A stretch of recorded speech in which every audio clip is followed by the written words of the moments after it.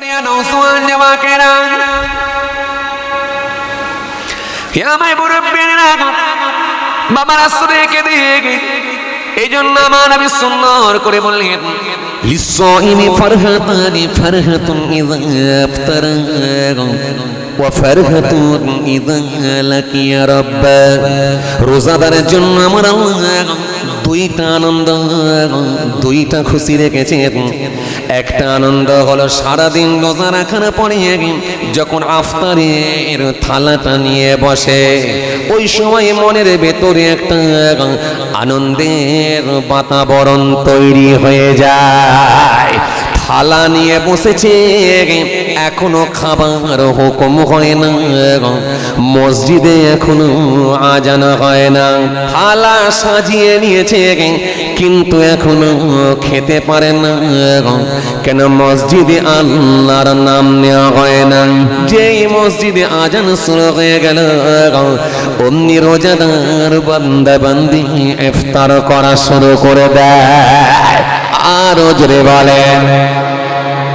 এই জন্য আমার নবী সুন্দর করে বললেন রোজাদারের জন্য আমার আল্লাহ দুইটা আনন্দ দুইটা খুশি রেখে দিয়েছে।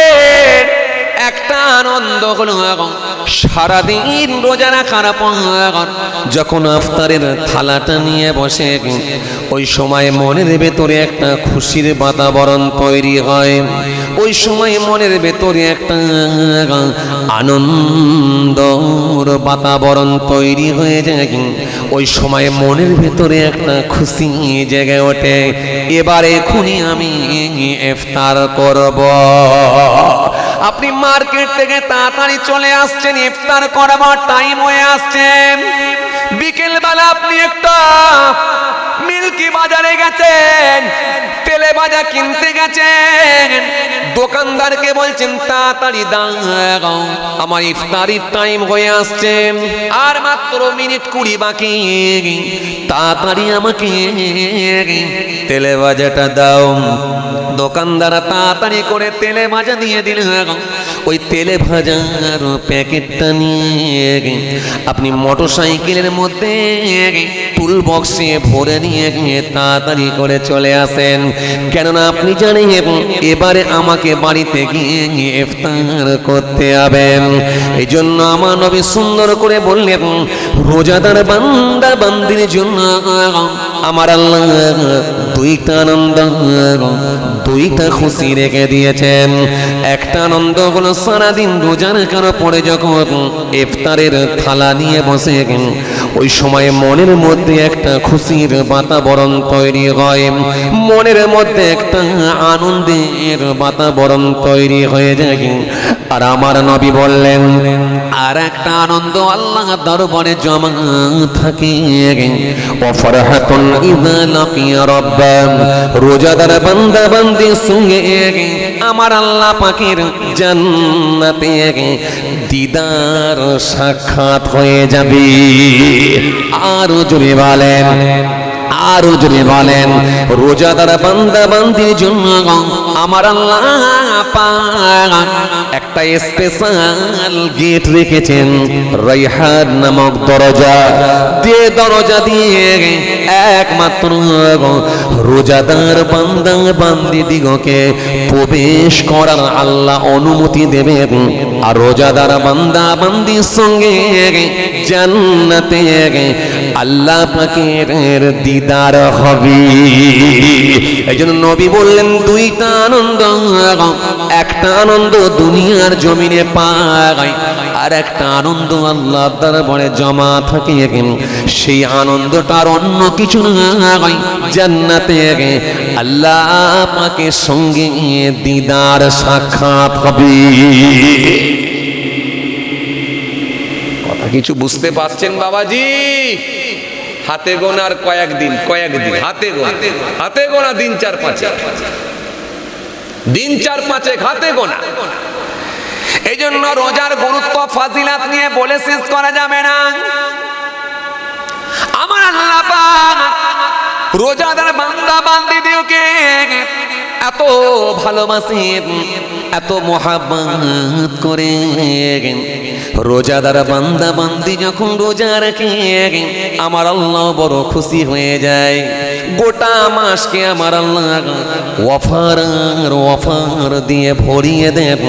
ওরে আমার বান্দা বান্দিরা, ওরে আমার গোলামেরা, তোমরা এই রোজার মাসে খালি অফার তুলে নাও। আপনি রোজার মাসে কাজ কাম করেন, আপত্তি নাই করুন, কিন্তু আপনি একটু কম করে করুন।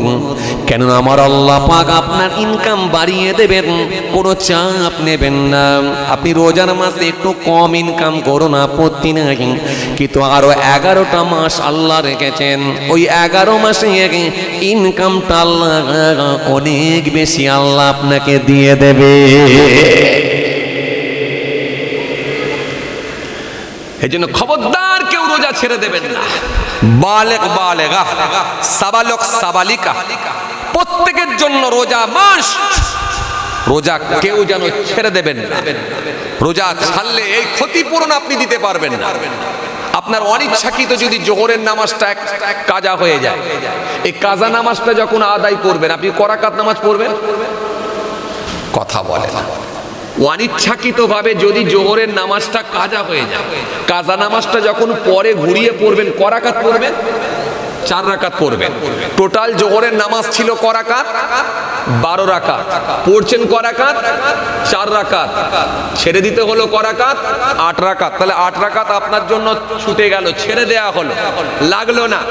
4 রাকাত পড়লেন, কাজা হয়েছে, কাজা আদায় করছেন 4 রাকাত। আর একটা রোজা যদি ইচ্ছাকৃতভাবে ছেড়ে দেওয়া হয়, এর ক্ষতিপূরণ কি দিতে হবে? কটা? জোরে বলেন। 60টা। তাহলে রোজার গুরুত্ব বেশি না কম? গুরুত্ব অনেক বেশি। ইচ্ছাকৃতভাবে যদি কেউ রোজা ছেড়ে দেয়, তার ক্ষতিপূরণ দিতে পারবে না। এই 60টার ভেতরে আপনার যদি আরেকটা ছেড়ে যায়, আবার বেড়ে যায়। কথা কিছু বুঝতে পাচ্ছেন? এই জন্য রোজার গুরুত্বটা অনেক বেশি। এই জন্য রোজার মাসে যখন আপনি ব্যবসার কাছ থেকে ফিরে আসবেন,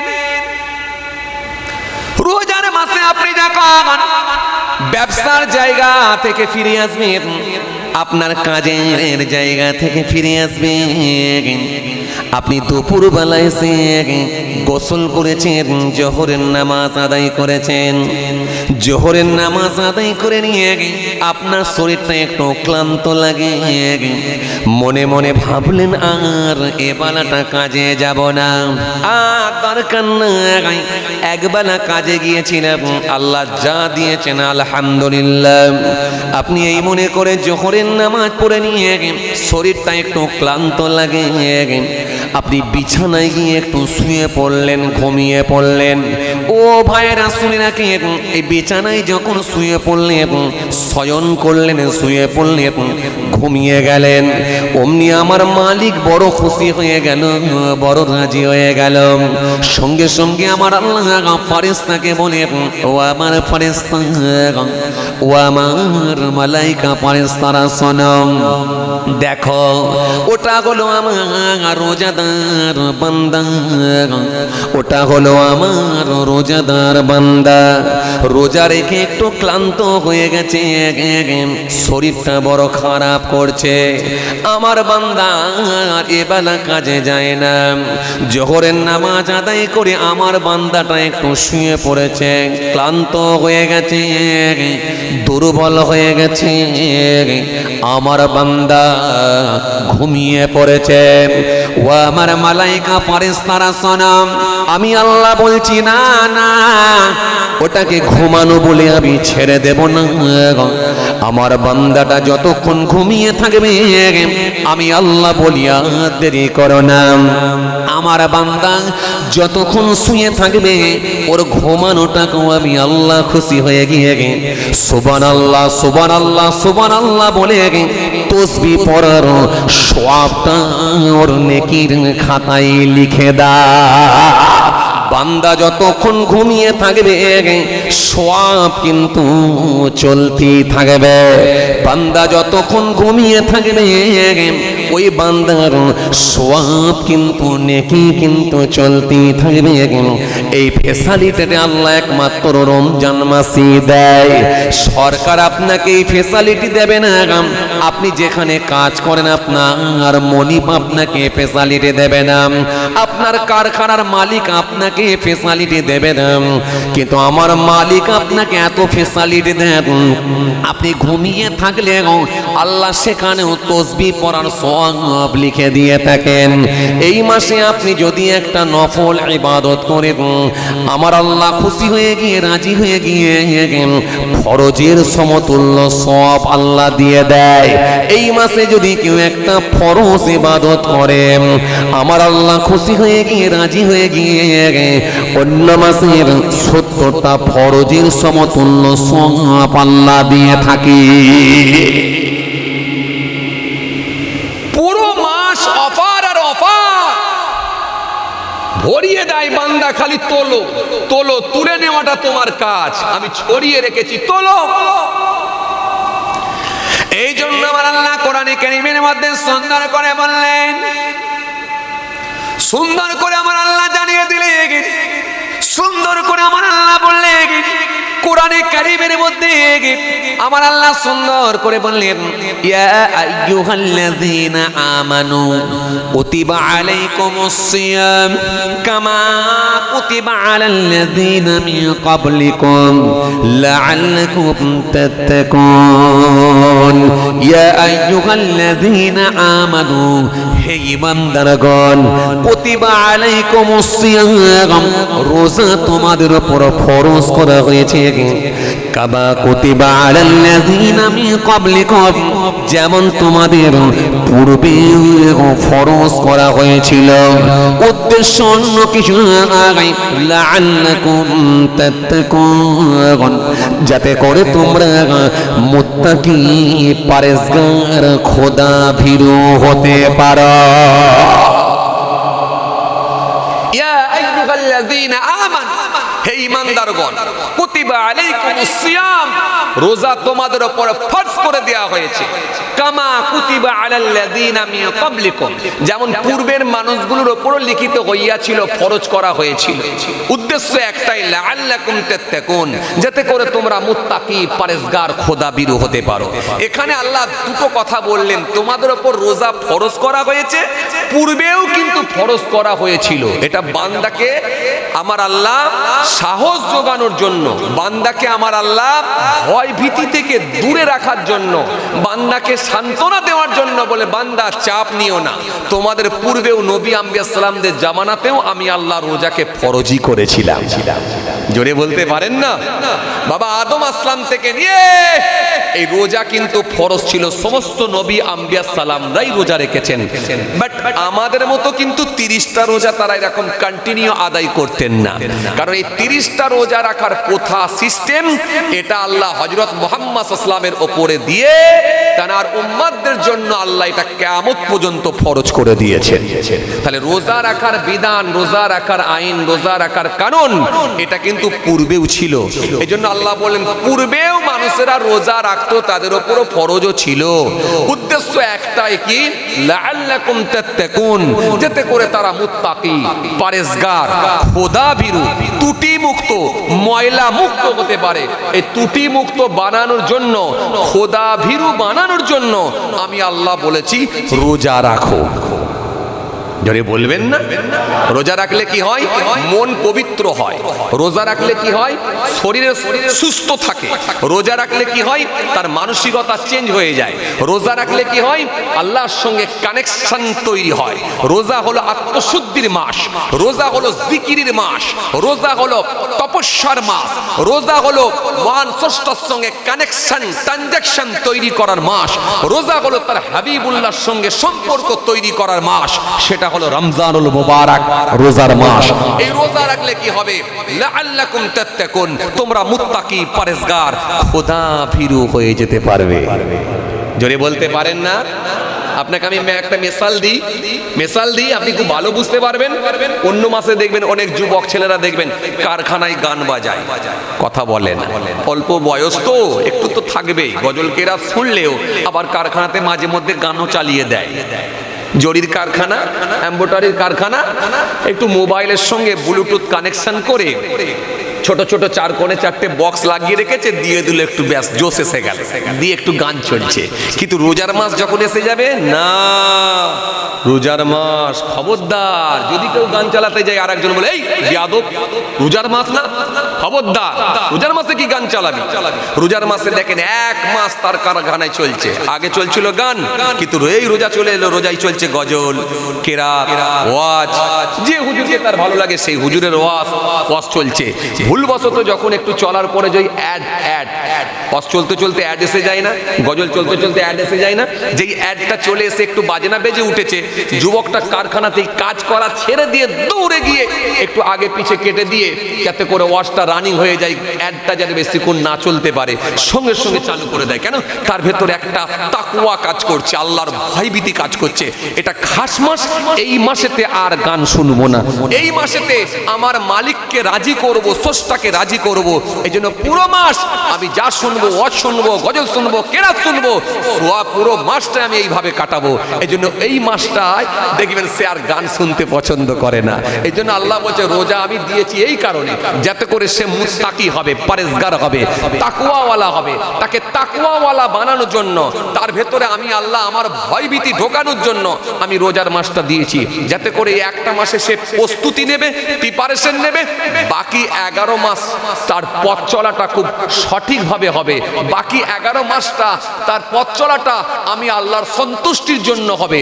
এই জন্য এই একটা মাস আমি দিয়ে দিয়েছি তাকে তাকওয়া করার মাস। এই জন্য আল্লাহ বলছেন এই মাস দিয়েছি এই কারণে, যাতে করে তোমরা মুত্তাকি, পরেজগার, খোদাভীরু হতে পারো। জোরে হবে না একটু? কথা কিছু বুঝতে পারছেন? তাকওয়া, আর আল্লাহর কাছে তাকওয়াওয়ালা লোকটাই আল্লাহ বেশি পছন্দ করে। আইয়ুন নাসি আকরাম, ক্বালা আকরামুহুম ইনদাল্লাহি আতকাকুম। ইয়া রাসূলুল্লাহ, হাবিবাল্লাহ, হুজুর, আল্লাহর কাছে সম্মানীয় ব্যক্তি কে? নবী বললেন আল্লাহর কাছে সম্মানীয় ব্যক্তি ওই ব্যক্তিটা, ক্বালা আকরামুহুম ইনদাল্লাহি আতকাকুম, ওই লোকটাই আল্লাহর কাছে সম্মানীয় ব্যক্তি, যে লোকটা সবথেকে বেশি তাকওয়াওয়ালা হয়ে গেছে, পরহেজগার হয়ে গেছে। এই পরহেজগার লোকটাকে আল্লাহ রাব্বুল আলামিন সবথেকে বেশি পছন্দ করেন। এই পরেজগার লোকটাকে আল্লাহ রাব্বুল আলামিন সবথেকে বেশি ভালোবেসে থাকেন। কথা কিছু বুঝতে পারছেন বাবাজি? বুঝে যাচ্ছে? এই জন্য রোজার মাস ইবাদতের মাস, আল্লাহর সঙ্গে কানেকশন তৈরি করার মাস, খাস মাস। হাতে গোনার কয়েকদিন বাকি, খবরদার কোনো অজুহাতে ছেড়ে দেবেন না, কোনো অজুহাত দিয়ে কেউ ছেড়ে দেবেন না। যুবকদের বলবো খবরদার ছাড়বেন না, আপনি আর মাফ চাওয়ার সুযোগ পাবেন না, আর এর রোজার ক্ষতিপূরণ আপনি দিতে পারবেন না। এই জন্য রোজার মাস তাকওয়া করার মাস, আল্লাহর সঙ্গে কানেকশন তৈরি করার মাস, আল্লাহর সঙ্গে সম্পর্ক তৈরি করে নেন। পৃথিবীতে কে কতদিন বাঁচবে কেউ জানে না। এই মাস তওবা করে নেন। এই জন্য কিতাবের মধ্যে পাওয়া যায় কোন ব্যক্তি যদি মৃত্যুর 1 বছর আগে যদি সে তওবা করে, আমার আল্লাহ খুশি হয়ে গিয়ে ওই ব্যক্তির তওবাটাও আমার আল্লাহ কবুল করে থাকেন। কেননা আমার আল্লাহ কোরআনের মধ্যে বলে দিয়েছেন ইন্নাল্লাহা লা ইউহিব্বুত তাওয়াবিনা ওয়া ইউহিব্বুল মুতাতাহহিরিন, আমি আল্লাহ তওবাকারীদের ভালোবাসি আর পবিত্রতা অর্জনকারীদেরকে আমি আল্লাহ বড় পছন্দ করি।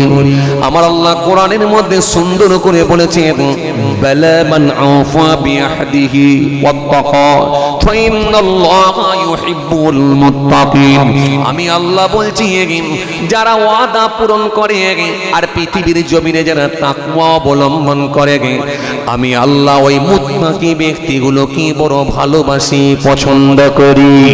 আর জোরে বলেন আরো জোরে বলেন।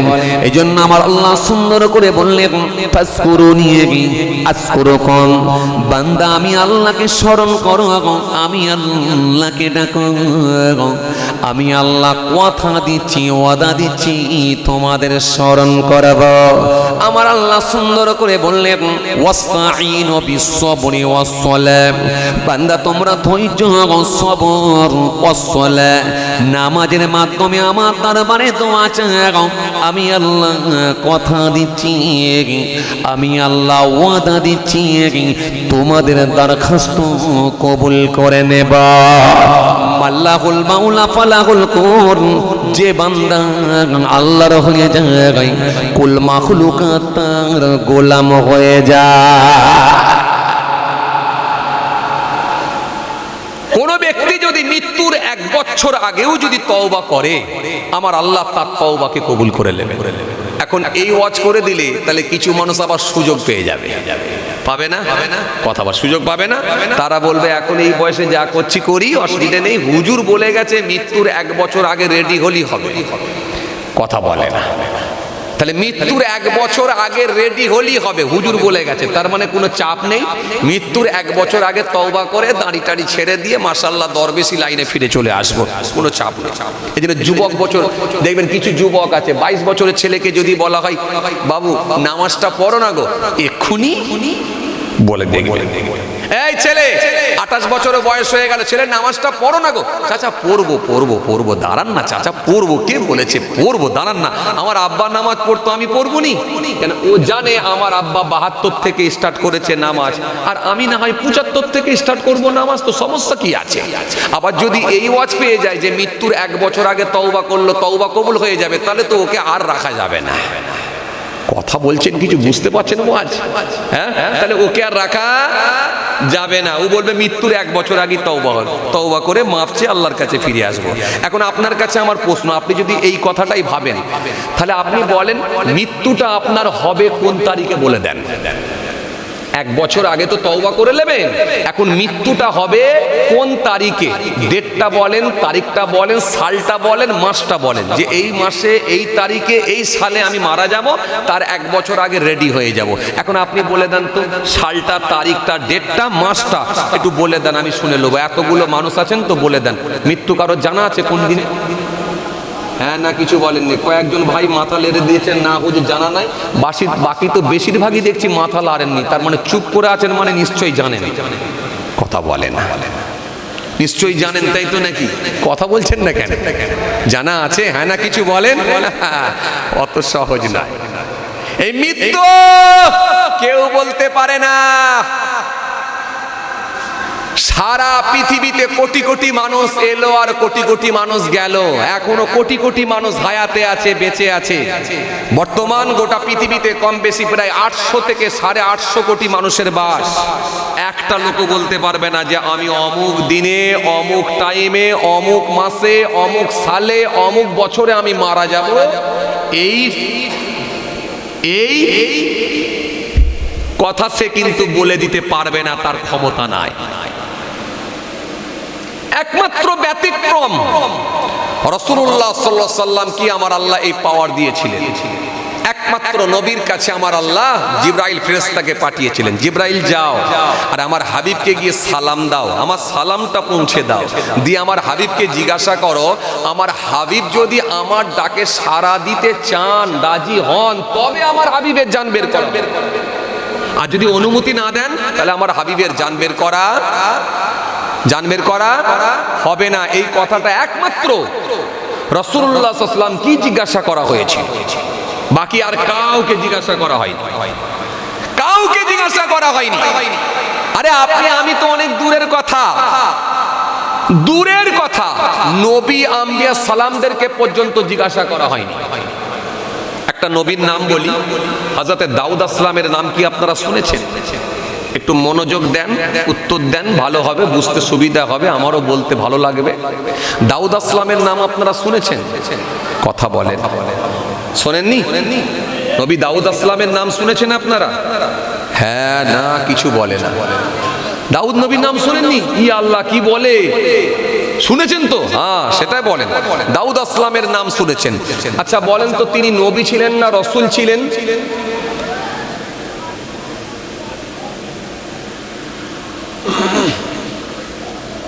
নবী ছিলেন না রসুল ছিলেন বলেন তো? হ্যাঁ না, নেগেটিভ পজিটিভ কিছু একটা বলেন। খুব চিন্তিত আছেন নাকি আপনারা? টেনশনে আছেন? টেনশন করবেন না। লা তাহিনু ওয়ালা তাহজানু ওয়া আনতুমুল আলাউনা ইন কুনতুম মুমিনিন। আল্লাহ বলছে, বান্দা খবরদার ঘাবড়াবে না, চিন্তিত হইও না, ভেঙে পড়ো না, তোমরাই বিজয়ী হবে। শর্ত একটা, ইন কুনতুম মুমিনিন, যদি তোমরা মুমিন হয়ে যাও। সুবহানাল্লাহ বলবেন না? একটু মন খুলে বলবেন না? খবরদার চিন্তিত হইও না, ভেঙে পড়ো। চলুন আপনাদেরকে আমি যে কথা বোঝাতে চাইছিলাম, দাউদ আসলাম নবী ছিলেন না রসুল ছিলেন? হ্যাঁ না কিছু একটা, নেগেটিভ পজিটিভ, ইয়েস নো কিছু একটা জানা আছে? দাউদ আসলাম নবী ছিলেন না রসুল ছিলেন? হ্যাঁ হ্যাঁ, নবী না রসুল কি ছিলেন? ঠিক করতে পারছেন না, একটু কনফিউজে পড়ে যাচ্ছেন, তাই না? চলুন আমি আপনাদেরকে একটা কথা বলি, আপনাদের বুঝতে সুবিধা হবে। আসেন খেয়াল করেন, মনে রাখবেন, যিনি নবী তিনি রসুল নাও হতে পারে, কিন্তু যিনি রসুল তিনি অবশ্যই নবী। এবারে নবী আর রসুলের মধ্যে তফাৎ কি? মনে রাখবেন, যেনার ওপরে আসমানি কেতাব অবতীর্ণ হয়েছে, আসমানি কেতাব যার ওপরে নাজিল হয়েছে, অবতীর্ণ হয়েছে, তিনি হলেন রসুল। মনে থাকবে, যিনি রসুল তিনি অবশ্যই নবী। দাউদ আসলামের ওপরে একটা আসমানি কেতাব অবতীর্ণ হয়েছিল। কোন কেতাব? কথা বলেন, কোন কেতাব? আল্লাহু আকবার। কি ব্যাপার, আপনারা সব ভুলে যাচ্ছেন? ফুরফুরা শরীফ লাগোয়া মানুষ আপনারা, এত ধার্মিক মানুষ সব এখানে আছে, নামটা একটা বলবেন না? ভুলে যাচ্ছেন আপনারা। দাউদ আসলামের উপরে একটা কেতাব অবতীর্ণ হয়েছিল। কোন কেতাব? হ্যাঁ বলেন বলেন, হচ্ছে লাইন আছে, বলেন বলেন। জব্বুর কেতাব। মাশাআল্লাহ মাশাআল্লাহ, এই তো ভালো বলছেন তো, ভালো বলছেন তো, মাশাআল্লাহ। তাহলে তিনার উপরে যেহেতু আসমানি কেতাব অবতীর্ণ হয়েছে, তার মানে তিনি রসুল। যিনি রসুল তিনি অবশ্যই নবী, কিন্তু যিনি নবী তিনি রসুল নাও হতে পারে। তাহলে দাউদ আসলাম কি পেলাম? নবী এবং রসুল।